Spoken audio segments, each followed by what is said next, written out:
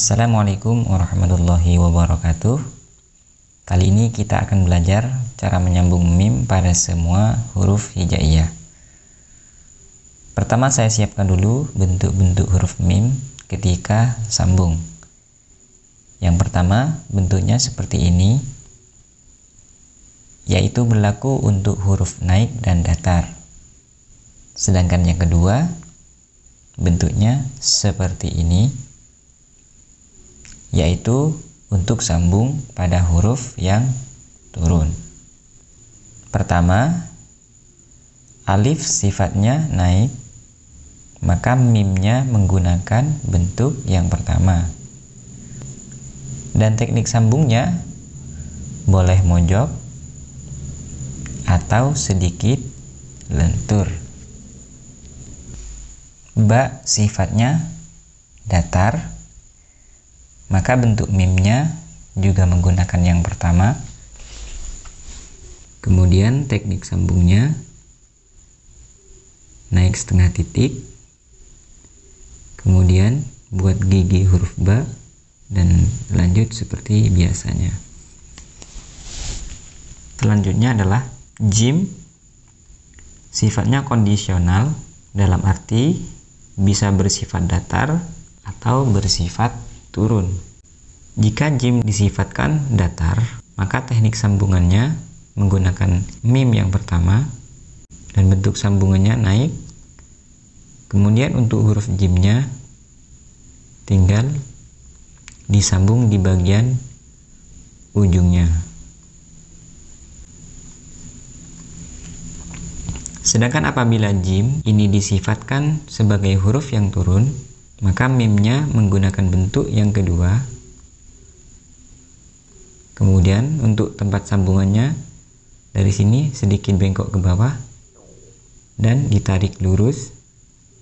Kemudian tinggal dilanjutkan membuat ekornya.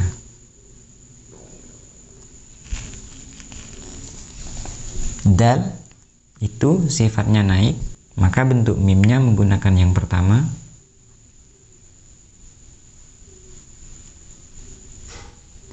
Sedangkan teknik sambungnya di sini lentur.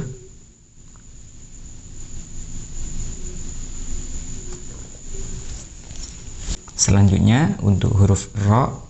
Ro sifatnya juga kondisional, bisa disifatkan dengan datar atau turun. Apabila datar, maka mimnya menggunakan bentuk yang pertama. Kemudian untuk ro-nya yang bersifat datar menggunakan ro yang seperti ini. Sedangkan untuk ro yang bersifat turun, ro yang seperti ini. Untuk mim yang sambung sama sin sifatnya datar. Jelas bentuk huruf mimnya menggunakan bentuk yang pertama. Sedangkan teknik sambungannya yaitu naik setengah titik, lalu tinggal dilanjutkan membuat huruf sin. Ini juga berlaku untuk huruf shin, hanya beda titik. Sedangkan untuk mim yang sambung sama sod ini sifatnya datar, maka mimnya menggunakan bentuk yang pertama. Kemudian untuk teknik sambungannya berbeda dengan sin. Kalau sin naik, kalau sod datar saja. Kemudian tinggal dilengkapi dengan huruf sodnya. Tidak ada bedanya dengan ketika mim bersambung dengan huruf to. Hanya beda di bagian alifnya saja. Ain bisa dikategorikan datar walaupun ekornya turun, maka bentuk mimnya menggunakan bentuk yang pertama. Kemudian untuk tempat sambungannya ini boleh langsung naik seperti ini. Setelah itu tinggal membuat huruf ain. Tinggal dilengkapi dengan membuat ekornya. Fa sifatnya sama, yaitu datar. maka bentuk mimnya menggunakan bentuk yang pertama. sedangkan teknik sambungannya naik setengah titik, kemudian tinggal dilanjutkan membuat huruf fa-nya. Berbeda ketika mim bertemu dengan qaf. Qaf sifatnya datar walaupun ekornya turun, kan tetapi bedanya di tempat penyambungannya ini mengikuti garis dasar, kalau fa naik setengah titik.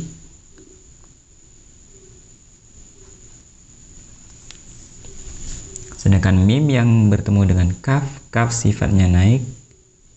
Ini bentuk mimnya juga menggunakan yang pertama.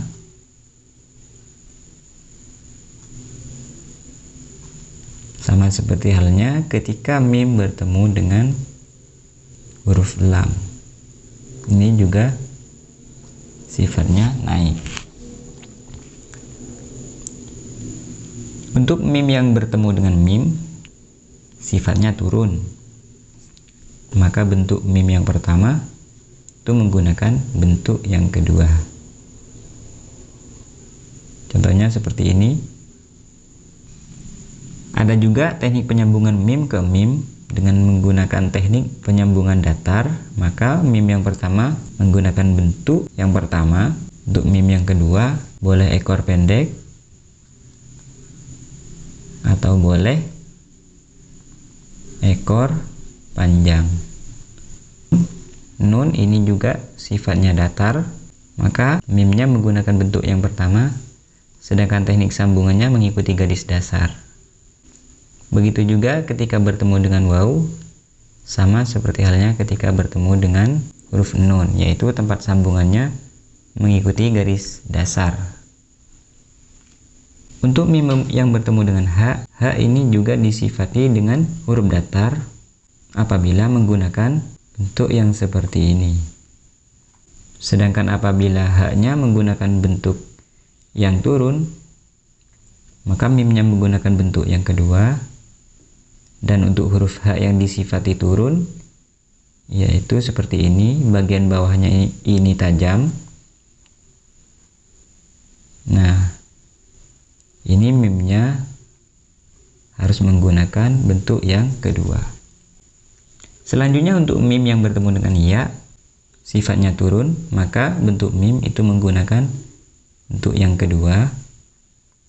Kemudian tinggal dilanjut dengan membuat huruf ya.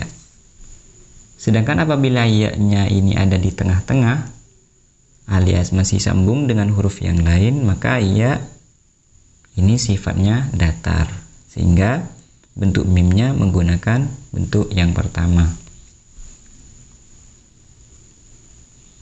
Dan teknik penyambungannya ini naik setengah titik.